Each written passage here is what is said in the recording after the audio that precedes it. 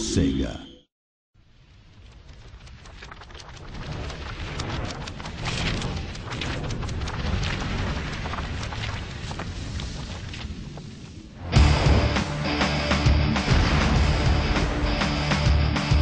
My favorite Hulk moment was very early on, probably in the first issue, when he first turned into the Hulk.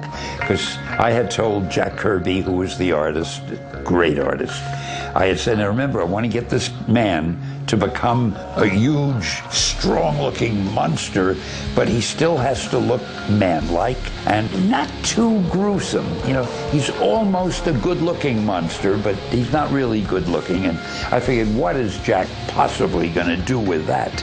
And when he drew the change from Bruce Banner to the Hulk, I just loved it, and I'll never forget that. Showing the Hulk really getting enraged and being able to do things that are, above and beyond even, the rest of the Marvel Universe. I mean, he's just, he is the strongest there is. Hulk can weaponize anything in the environment that he can come across. We're going to throw you right into the action.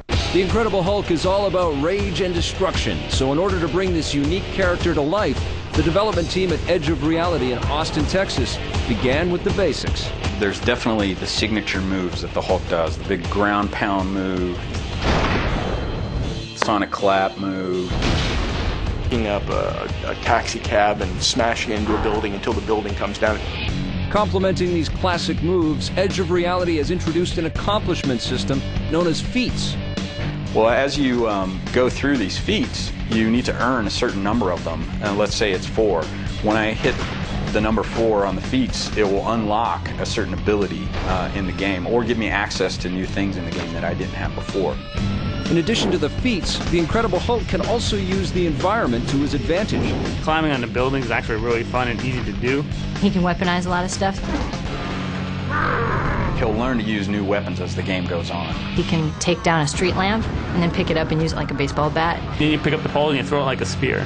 He has this kind of bull rush move. We get your rage meter high enough and he's just kind of sprinting through the streets of New York, and anything that comes in his path just doesn't survive. You can rip a bus apart and then he'll have like 2 pieces on each hand and he can punch with them and throw things around that way. Everyone wants to take down a building sometimes, and everyone wants to be able to smash robots halfway across the city.